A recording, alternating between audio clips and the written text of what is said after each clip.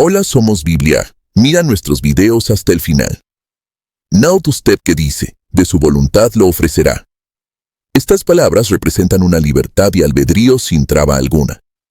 El Señor Jesús dijo, si alguno tiene sed, venga a mí. Esta es una invitación que incluye a toda la familia humana. Nadie es excluido, excepto aquellos que se excluyen a sí mismos. El Señor Jesús da una sola condición, si alguno tiene sed.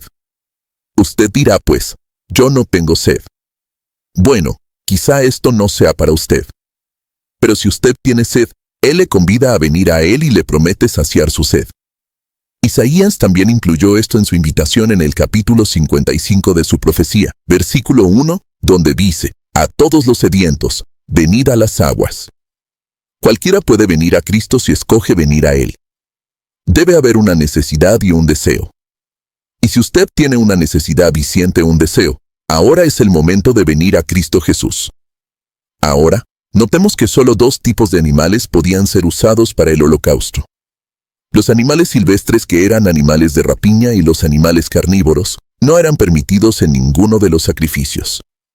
No te olvides de suscribirte, darle like y compartir a todos los creyentes para que la comunidad de Cristo siga creciendo. Que Dios te dé sus maravillosas bendiciones. ¿Tienes sed?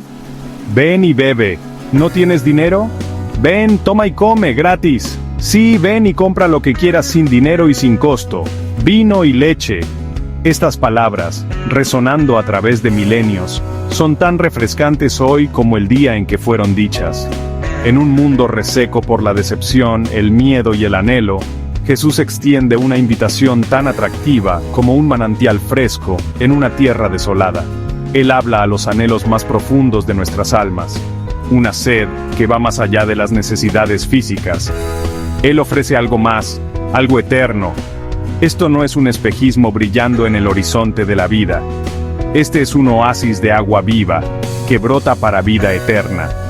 Jesús nos llama, si alguien tiene sed, que venga a mí y beba. El que cree en mí, como dice la Escritura, de su interior brotarán ríos de agua viva. Pero, ¿qué significa tener sed? ¿Es simplemente un anhelo de algo más, un deseo de realización? Es eso, sí, pero también es un reconocimiento de nuestro propio vacío, nuestra necesidad de algo más allá de nosotros mismos. Es reconocer que los pozos de este mundo siempre nos dejarán con ganas de más, siempre nos dejarán sedientos. Todos lo hemos sentido, esa sensación persistente de que algo falta. Perseguimos placeres fugaces, acumulamos posesiones y nos esforzamos por el reconocimiento, con la esperanza de saciar la sed. Pero la satisfacción, si es que llega, es efímera. Las ofertas del mundo nos dejan más vacíos que antes. La respuesta, nos dice Jesús, no se encuentra en esforzarse, sino en rendirse. No está en acumular, sino en recibir. Él nos ofrece agua viva, su propio espíritu, para saciar la sed que nada más puede satisfacer. En el último y más grande día de la fiesta, Jesús se puso de pie y dijo en voz alta, si alguien tiene sed, que venga a mí y beba. Esto no es una sugerencia, sino un mandato, una invitación amorosa a participar en la única fuente de verdadera plenitud. Piensa en la mujer en el pozo, en Juan 4. Cansada, sedienta y atrapada en un ciclo de relaciones rotas, se encontró con Jesús. Él le ofreció agua viva, no la que se saca de un pozo, sino la que da vida eterna. Él vio su sed, no solo de agua, sino de aceptación, perdón y amor. Para comprender completamente la magnitud de la oferta de Jesús, debemos viajar al Antiguo Testamento, al libro de Levítico. Aquí, en medio de los intrincados detalles del sistema de sacrificios, encontramos un presagio del sacrificio final por venir. Dios, en su santidad, exigía pureza. El pecado, como una barrera, separaba a la humanidad de su presencia. Los israelitas, elegidos por Dios, recibieron instrucciones de ofrecer sacrificios, animales sin defecto, como expiación por sus pecados. Levítico detalla los diferentes tipos de ofrendas: holocaustos, ofrendas de grano, ofrendas de paz, ofrendas por el pecado y ofrendas por la culpa. Cada una tenía un propósito específico, cada una expresión tangible de arrepentimiento, gratitud y consagración. El humo que se elevaba del altar simbolizaba las oraciones que ascendían al cielo, una súplica de perdón y un deseo de restaurar la comunión con Dios. Imagina la escena, el sacerdote preparando cuidadosamente el sacrificio, el olor a madera de cedro e incienso llenando el aire, el peso del pecado reconocido y confesado. Estos rituales, aunque aparentemente distantes, eran un recordatorio constante del costo del pecado y la necesidad desesperada de reconciliación con un Dios santo. Sin embargo, estos sacrificios eran simplemente una sombra, apuntando hacia una realidad mayor. Porque es imposible que la sangre de toros y machos cabríos quite los pecados. Los animales sacrificados nunca podrían expiar completamente la pecaminosidad de la humanidad. Eran un presagio, una imagen del sacrificio perfecto por venir, Jesucristo, el Cordero de Dios. El escritor de Hebreos continúa diciendo, por lo tanto, cuando Cristo entró en el mundo, dijo, sacrificio y ofrenda no quisiste, más bien me preparaste un cuerpo. Jesús, el Hijo de Dios sin pecado, voluntariamente tomó sobre sí los pecados del mundo, se convirtió en el sacrificio final y definitivo, el cumplimiento del sistema levítico. Piensa en el aroma de los holocaustos agradables a Dios. Ahora, imagina la fragancia del sacrificio de Cristo, un dulce aroma que sube a los cielos, satisfaciendo para siempre los justos requisitos de Dios. Este es el corazón del Evangelio, que Dios mismo proveyó la manera para que nos reconciliemos con Él, no a través de nuestros esfuerzos, sino a través del sacrificio de su Hijo. Continuamos hoy, amigo oyente, nuestro recorrido por el libro de Levítico. En nuestro programa anterior comenzamos a estudiar el capítulo 1 de este tercer libro del Antiguo Testamento y avanzamos hasta el versículo 3, donde dice, si su ofrenda fuere holocausto vacuno, macho sin defecto lo ofrecerá. De su voluntad lo ofrecerá a la puerta del tabernáculo de reunión delante de Jehová. Note usted que dice, de su voluntad lo ofrecerá. Estas palabras representan una libertad y albedrío sin traba alguna. El Señor Jesús dijo, si alguno tiene sed, venga a mí. Esta es una invitación que incluye a toda la familia humana. Nadie es excluido excepto aquellos que se excluyen a sí mismos. El Señor Jesús da una sola condición, si alguno tiene sed. Usted dirá, pues, yo no tengo sed. Bueno, quizá esto no sea para usted, pero si usted tiene sed, Él le convida a venir y le promete saciar su sed. Isaías también incluyó esto en su invitación en el capítulo 55 de su profecía, versículo 1, donde dice, a todos los sedientos, venid a las aguas. Cualquiera puede venir a Cristo si escoge venir a Él. Debe haber una necesidad y un deseo. Y si usted tiene una necesidad y siente un deseo, ahora es el momento de venir a Cristo Jesús. Ahora notemos que solo dos tipos de animales podían ser usados para el holocausto. Los animales silvestres, que eran animales de rapiña, y los animales carnívoros, no eran permitidos en ninguno de los sacrificios.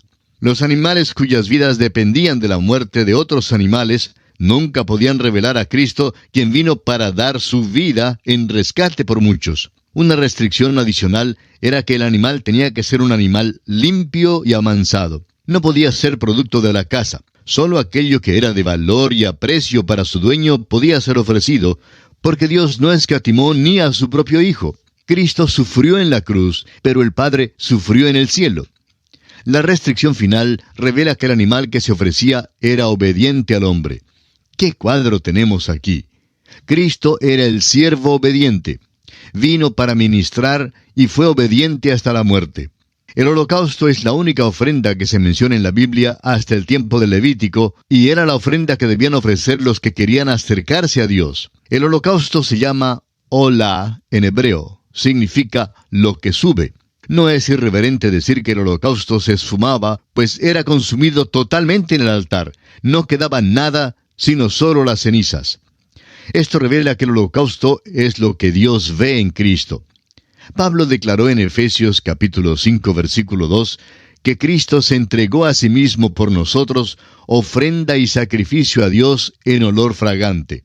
Aquí en el capítulo 1 de Levítico encontramos en los versículos 9, 13 y 17 que el holocausto era un sacrificio de olor grato para Jehová. Esto es lo que Dios ve en Cristo. Puede que no sea lo que usted ve en Él, ni lo que yo veo en Él, pero es lo que Dios ve en Cristo. Y esa es la cosa más importante. Dios está diciendo que está satisfecho con lo que Jesús hizo por los pecados suyos y por los míos.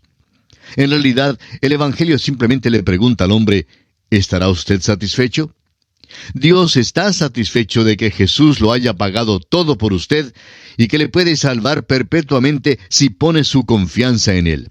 Pero la pregunta es, ¿está usted satisfecho con este sacrificio de Jesucristo? ¿Tan satisfecho que lo acepte personalmente como paga de sus propios pecados? Notará usted que dice que el sacrificio debe ser un macho, y eso habla de poder. Habla del hecho de que el Señor Jesús es poderoso para salvar y que le puede salvar perpetuamente, según lo declara el escritor a los Hebreos en el capítulo 7 de su carta, versículo 25.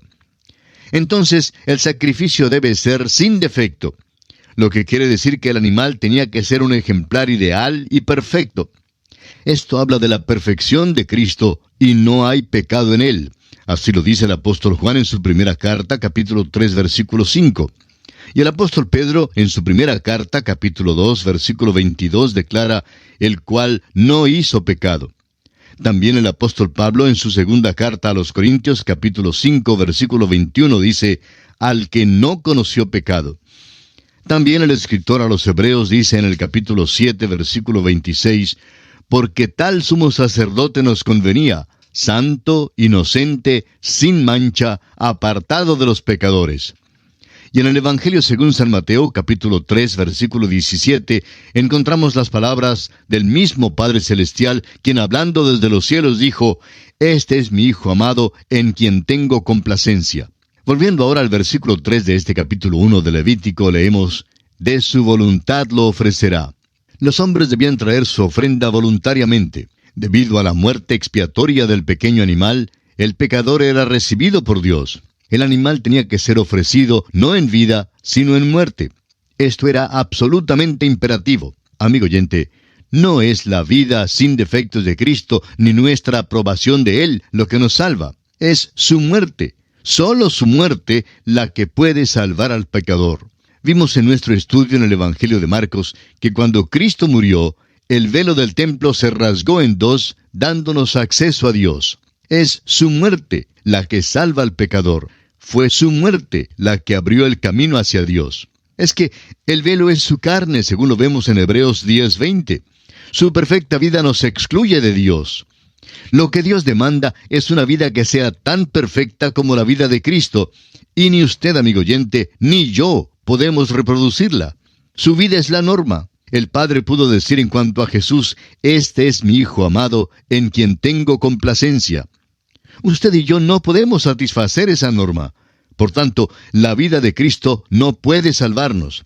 Nos excluye de Dios, así como el velo en el tabernáculo excluía al hombre de la presencia de Dios. Se hace entonces imprescindible otra base para poder llegar a Dios. El único camino es por medio de la muerte de Cristo. Ella fue la que rasgó el velo. En el mismo momento en que usted y yo llegamos mediante la muerte de Cristo, el camino a Dios está abierto. Es la muerte de Cristo la que salva al pecador. Recuerde que la ofrenda debía ser traída voluntariamente. No era obligatoria. No es tampoco obligatorio que usted venga a Cristo. Pero si usted quiere ser salvo, entonces tendrá que venir a Cristo. Dios no tiene otro camino. En Juan 14:6, el Señor Jesús dijo, nadie viene al Padre sino por mí. Usted puede pensar que esto es dogmático y estrecho, y le diré que es exactamente así. Pero lo interesante es que este camino le traerá a Dios. Ahora, no es un hecho que usted tiene que venir. Allí es donde entra en juego su libre albedrío. No es obligatorio que usted venga, pero si quiere venir a Dios, entonces tendrá que venir por este único camino, porque Dios ha escogido este camino. El hecho es que Él no puede aceptar la justicia suya. No quiere ni una fracción de su propia justicia. El apóstol Pablo, escribiendo a Tito, dice en el capítulo 3, versículo 5, nos salvó no por obras de justicia que nosotros hubiéramos hecho, sino por su misericordia. Volviendo ahora al versículo 3 de este capítulo 1 de Levítico, leemos que dice, a la puerta del tabernáculo. Este es otro imperativo. No podían ofrecer su sacrificio expiatorio en ningún otro lugar. Esto era para guardar a Israel de la idolatría. Estaban tan predispuestos a caer en la idolatría y cayeron tantas veces que por fin esta llegó a ser la causa de la cautividad babilónica. Y esto a propósito tiene un mensaje para nosotros, y es evitar el presumir que podemos llegar a Dios por nuestro camino, según nuestros términos. No nos toca a nosotros fijar las condiciones para venir a Dios. Es Dios, amigo oyente, quien fija las condiciones. Y ante Dios, como dice Isaías en el capítulo 64 de su libro y versículo 6, todos nosotros somos como suciedad y todas nuestras justicias como trapo de inmundicia. Dios no aceptará nuestras justicias. Muchos creen que la justicia de Dios es simplemente algo que está a un nivel un poco más alto que la justicia de los hombres. Pero eso no es verdad. La justicia de Dios, amigo oyente, es enteramente santa. La única justicia que Dios puede aceptar es la justicia de Dios, la que nos es dada por fe en Jesucristo. No se puede trabajar para obtenerla, no se la puede comprar. Usted no tiene nada que ofrecer a Dios y su propia justicia simplemente fracasará. Dios no aceptará nuestra pobre justicia. La ofrenda tiene que ser presentada a la puerta del tabernáculo. Amigo oyente, el camino de la cruz es el único camino que conduce al cielo. No hay otro camino. Cristo dijo que nadie viene al Padre sino por mí. Pasemos ahora al versículo 4 de Levítico capítulo 1. Y pondrá su mano sobre la cabeza del holocausto, y será aceptado para expiación suya. Y pondrá su mano sobre la cabeza del holocausto.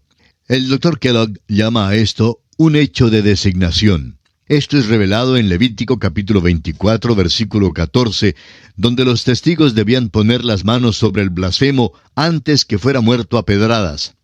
Moisés puso su mano sobre Josué, designándole así como su sucesor.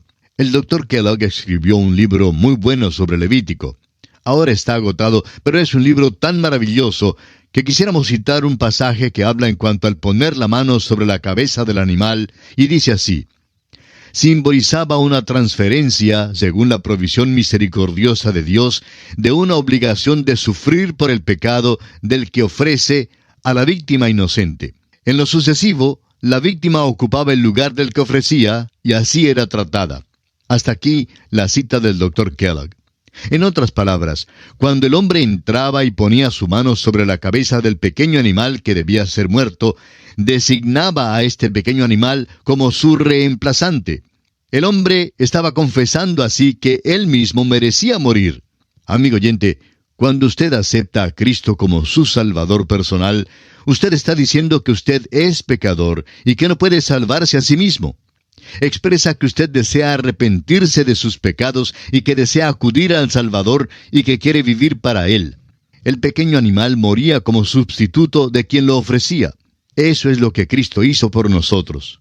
Cuando usted acepta a Cristo, usted pone su mano sobre Él. Le designa como su Salvador personal.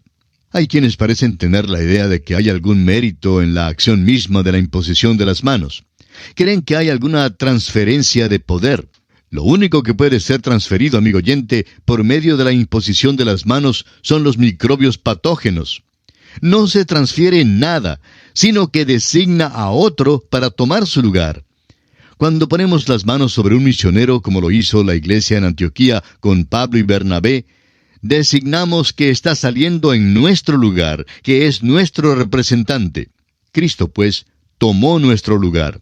Esto es lo que significan las palabras del apóstol Pablo en su segunda carta a los Corintios, capítulo 5, versículo 21. Por nosotros lo hizo pecado. Y en Romanos 4:25, donde dice, el cual fue entregado por nuestras transgresiones.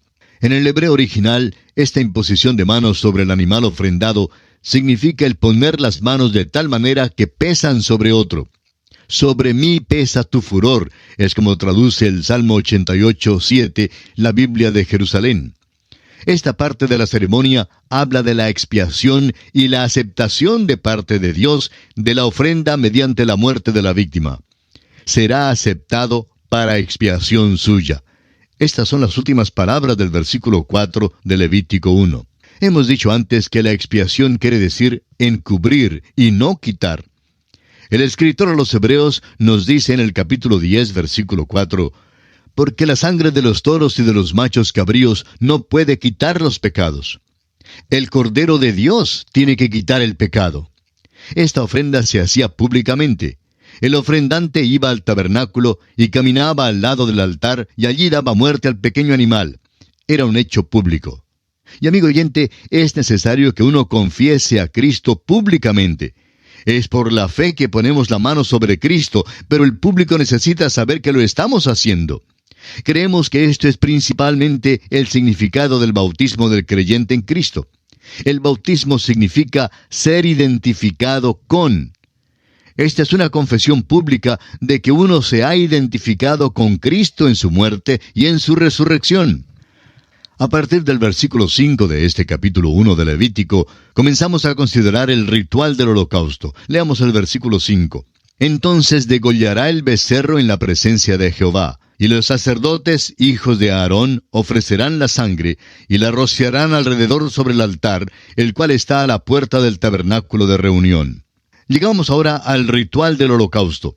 El pecador debía traer la víctima para la ofrenda a la entrada del tabernáculo donde se encontraría con un sacerdote. El pecador mismo mataba a la víctima. Hay una sola excepción que notaremos en los versículos 14 y 15. El apóstol Pablo nos dice en Romanos 6:23, «La paga del pecado es muerte». Aquí el inocente muere por el culpable.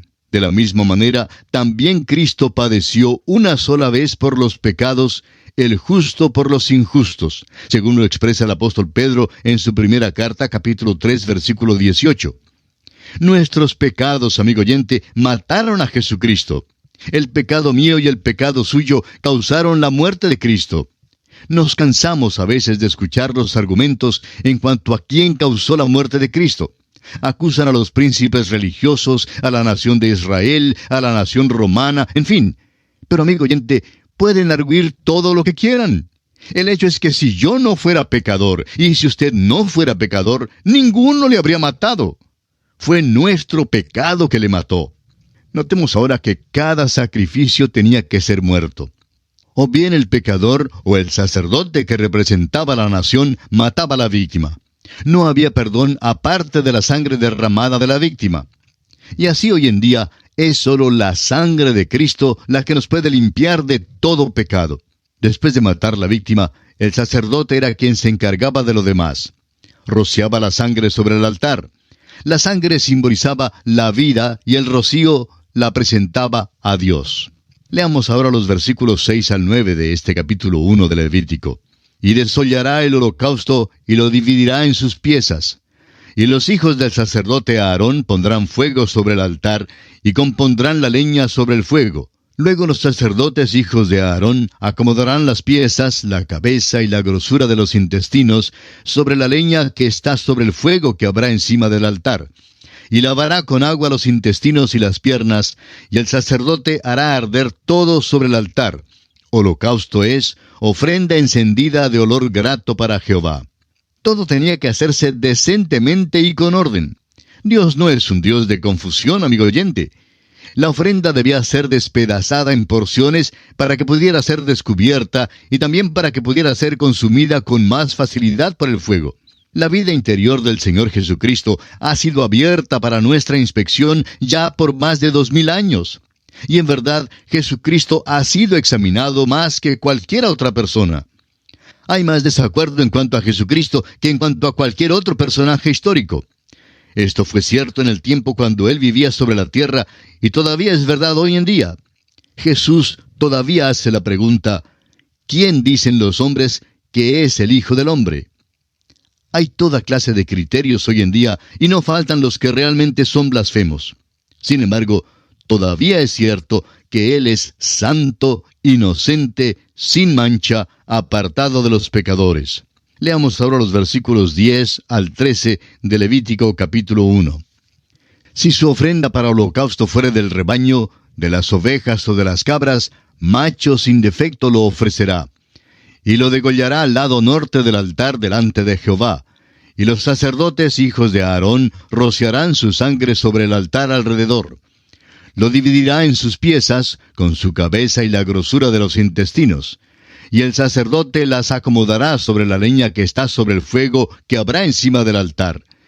Y lavará las entrañas y las piernas con agua, y el sacerdote lo ofrecerá todo, y lo hará arder sobre el altar. Holocausto es, ofrenda encendida de olor grato para Jehová. Note usted una vez más que la ofrenda es despedazada en porciones y totalmente descubierta. Jesucristo, quien ha sido puesto bajo examen por todos estos años, todavía hoy es del todo deseable. Notemos también que el fuego tenía que ser usado en el altar. El fuego no representa necesariamente el infierno, ni la venganza, ni la ira. No estamos de acuerdo con los que exageran tanto este significado del fuego. El fuego no simbolizó estas cosas en la zarza ardiente que le apareció a Moisés.